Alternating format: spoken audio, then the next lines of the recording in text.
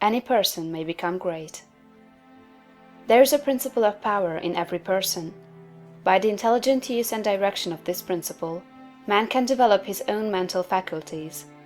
Man has an inherent power by which he may grow in whatsoever direction he pleases, and there does not appear to be any limit to the possibilities of his growth. No man has yet become so great in any faculty but that it is possible for someone else to become greater. The possibility is in the original substance from which man is made. Genius is omniscience flowing into man. Genius is more than talent. Talent may merely be one faculty developed out of proportion to other faculties, but genius is the union of man and God in the acts of the soul. Great men are always greater than their deeds. They are in connection with a reserve of the power that is without limit. We do not know where the boundary of the mental powers of man is. We do not even know that there is a boundary. The power of conscious growth is not given to the lower animals. It is man's alone, and may be developed and increased by him. The lower animals can, to a great extent, be trained and developed by man.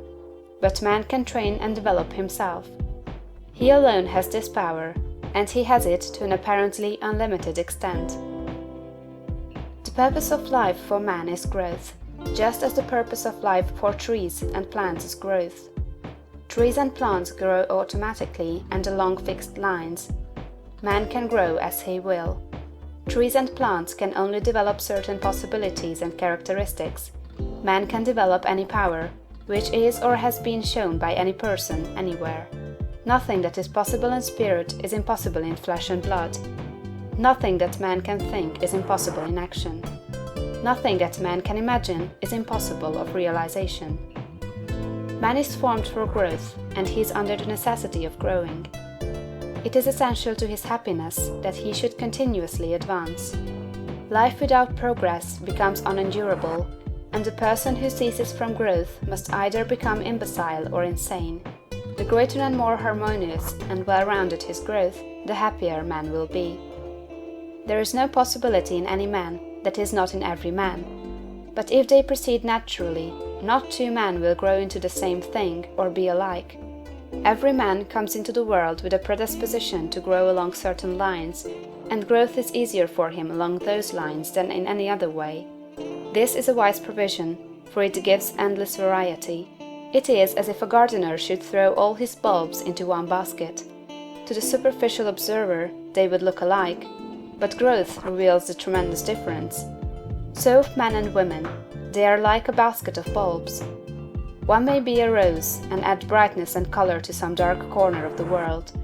One may be a lily and teach a lesson of love and purity to every eye that sees. One may be a climbing vine and hide the rugged outlines of some dark rock. One may be a great oak among whose boughs the birds shall nest and sing, and beneath whose shade the flocks shall rest at noon, but everyone will be something worthwhile, something rare, something perfect. There are undreamed of possibilities in the common lives all around us in a large sense. There are no common people. In times of national stress and peril, the cracker-box loafer of the corner store and the village drunkard become heroes and statesmen through the quickening of principle of power within them. There is a genius in every man and woman, waiting to be brought forth.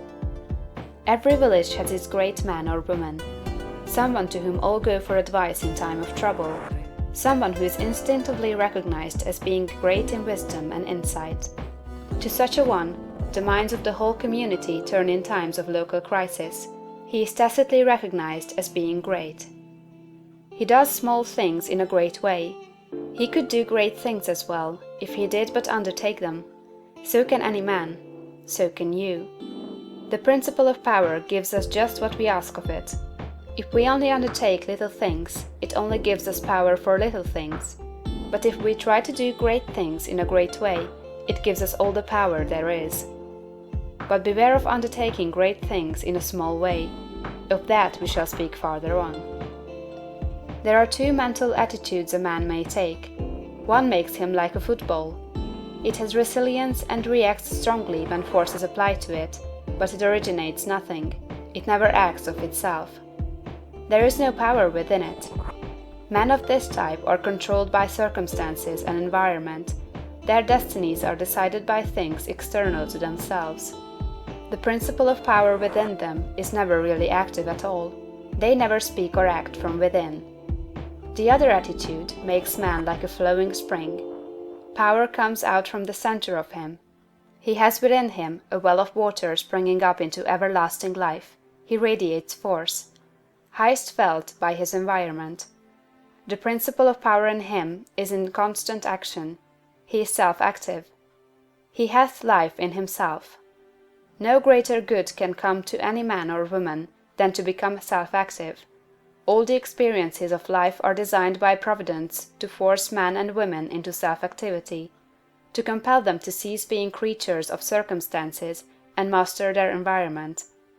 In his lowest stage, man is the child of chance and circumstance and the slave of fear. His acts are all reactions resulting from the impingement upon him of forces in his environment. He acts only as he is acted upon, he originates nothing. But the lowest savage has within him a principle of power sufficient to master all that he fears. And if he learns this and becomes self-active, he becomes as one of the gods. The awakening of the principle of power in man is the real conversion, the passing from death to life. It is when the dead hear the voice of the Son of Man and come forth and live. It is the resurrection and the life. When it is awakened, man becomes a son of the highest, and all power is given to him in heaven and on earth. Nothing was ever in any man that is not in you. No man ever made more spiritual or mental power than you can attain, or did greater things than you can accomplish. You can become what you want to be.